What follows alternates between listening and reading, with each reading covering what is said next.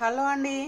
ఈరోజు మా వారు ఉదయాన్నే డ్యూటీ నుంచి వస్తుంటే దారిలో ఈ చేపలు అమ్ముతూ కనిపించారంట ఒక పెద్ద ఆయన దగ్గర కొని ఈ చేపలు ఇంటికి తీసుకొచ్చారు. ఇవి తెచ్చినప్పుడు చాలా ఫ్రెష్గా ఉన్నాయి. ఎన్ని పనులున్నా ఇష్టపడి తెచ్చారు కదండి మా వారు ఎంతో ఇష్టంగా తెచ్చుకున్నారు కదా. మరి ఆయనకి నేను ఎంతో ఇష్టమైన చేపల పులుసు చేసి పెట్టాలి కదా. ఇప్పుడు చేపల పులుసు పెడుతున్నాను చూడండి నా స్టైల్లో. అలాగే ఈ చేపల పేర్లు వచ్చి ఇవి కొయ్యంగులు అంటారండి. కొయ్యంగి చేప అంటారు వీటిని, ఈ రెండు వీటిని. అలాగే ఈ పక్కన ఉన్న చిన్న చేపలు చూడండి, ఈ చిన్న చేపలు కట్టి చేపలు అని పిలుస్తారు. ఇవి చూడడానికి ఒకేలా ఉన్నా కానీ వీటి పేర్లు కూడా వేరువేరుగా ఉంటాయి. ఈరోజు నా స్టైల్లో ఈ చేపల పులుసు చూసేద్దాం రండి. ఫస్ట్ ఇవన్నీ క్లీన్ చేసి పెట్టుకోవాలి. ఈ చేపలను ఇలా కట్ చేసుకున్న తర్వాత వీటిని రాడి మీద వేసి తోమితే దానికి ఉన్న నీసు అంతా పోయి నీట్గా ఉంటుంది. కర్రీ కూడా టేస్ట్గా ఉంటుంది, స్మెల్ లేకుండా. ఇప్పుడు వీటిని క్లీన్ చేస్తాను.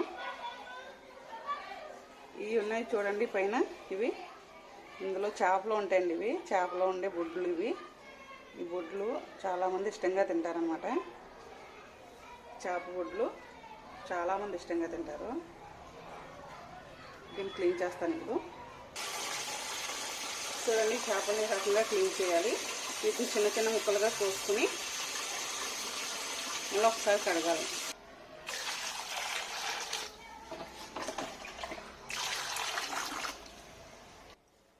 చేపలు అయితే ఈ రకంగా క్లీన్ చేశానండి. ఇప్పుడు కర్రీ చేసేద్దాం. చేపల పులుసులో ఆనియన్స్ ఎక్కువ వేసుకుంటే స్వీట్నెస్ వచ్చేసి బాగుండదండి. అందుకే ఒక 3 ఆనియన్స్ తీసుకున్నాను, స్మాల్ సైజ్ అవి. టొమాటోస్ 3, పచ్చిమిర్చి 3. ఇవి కట్ చేసి పెడతానండి.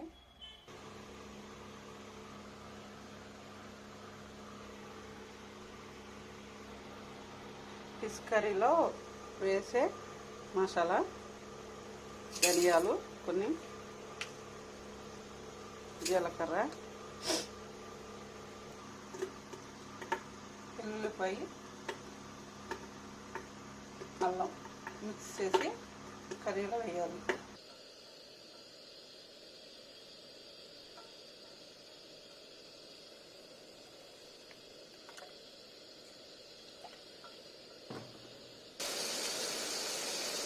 చేపల పులుసుకి ఆనియన్స్ ఫ్రై చేసేటప్పుడు హై ఫ్లేమ్లో పెట్టుకోవాలి. అలాగే మూత పెట్టకూడదు. గోల్డెన్ కలర్ వచ్చే వరకు కూడా మూత పెట్టకూడదు. ఆనియన్స్ వేయించేటప్పుడు ఎందుకు మూత పెట్టకూడదు అన్నానంటే అవి ఫ్రై అవ్వకుండానే కుక్ అయిపోయి అది కర్రీ స్వీట్నెస్ వచ్చేస్తుంది. దానివల్ల మూత పెట్టకుండా ఓపెన్లోనే ఉంచాలి. అలాగే ఆనియన్స్ కూడా బ్రౌన్ కలర్ వచ్చే వరకు వేయించాలి.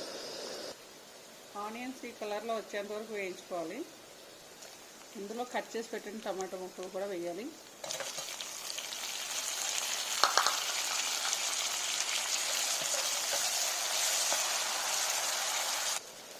టొమాటో ఇలా మొత్తం స్మాష్ అయ్యే వరకు పెట్టి ఫ్రై చేస్తూ ఉండాలి. 1 స్పూన్ అల్లం వెల్లుల్లి పేస్ట్.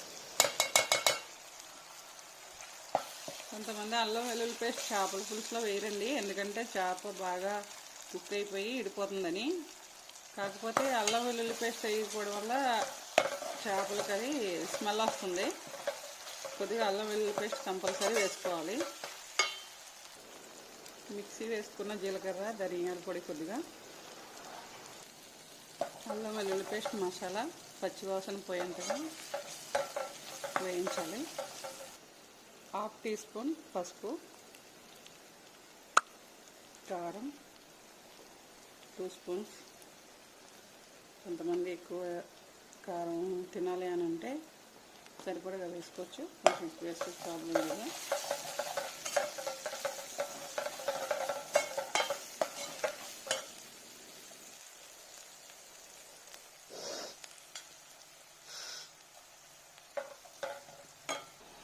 ఉప్పు తగినంత కొంచెమే వేయాలండి ఫస్ట్, ఎందుకంటే ఫిష్ వేస్తాం కదా, దానికి ఎక్కువ పట్టేయకుండా ఉండాలని కొద్దిగా వేసుకోవాలి. ఇలా 1 మినిట్ ఫ్రై చేసిన తర్వాత కట్ చేసి పెట్టిన చేపల ముక్కలు వేసుకోవాలి.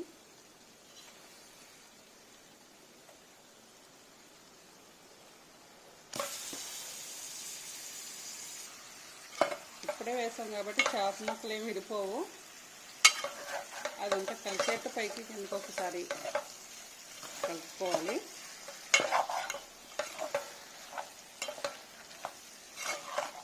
అంటే కొంతమంది ఇలా కలిపిస్తే చేపలు విడిపోతాయి కదా అని అనుకుంటారు. వేసిన వెంటనే ప్రాబ్లం లేదు. ఇలా చేపలు అయిపోయిన తర్వాత ఒక 2 మినిట్స్ అలా మూత పెట్టి వాటర్ యాడ్ చేసుకోవాలి. ఇలా వాటర్ పోసుకోవాలి. చేపలు ములిగేంతగా వాటర్ కర్రీలో పోసుకోవాలి. మూత పెట్టాలి.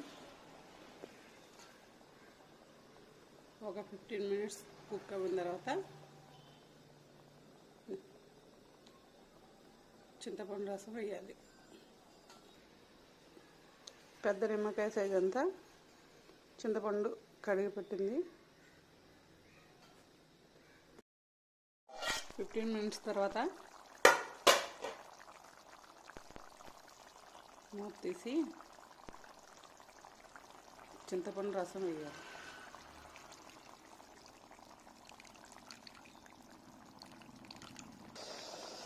చింతపండు రసం ఇలా వేసుకున్న తర్వాత కొద్దిగా జీలకర్ర, ధనియాల పొడి ఫస్ట్ కొంచెం వేసాం కదండి. చింతపండు వేసిన తర్వాత మిగిలిన వేసుకోవాలి.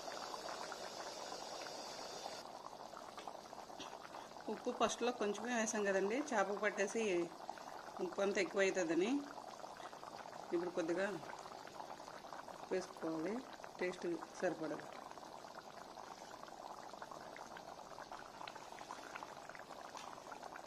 చింతపండు ఫస్ట్నే వేస్తారు కదండి, మీరు లాస్ట్నే వేసారేంటి అని అడగచ్చు మీరు.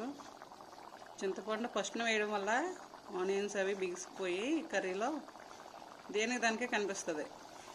ఇది ఇలా 15 మినిట్స్ కుక్ అయిన తర్వాత చింతపండు రసం వేస్తే పులుసు బాగుంటుంది. చింతపండు రసం వేసిన తర్వాత ఒక 10 మినిట్స్ తర్వాత కొత్తిమీర యాడ్ చేసుకోవాలి.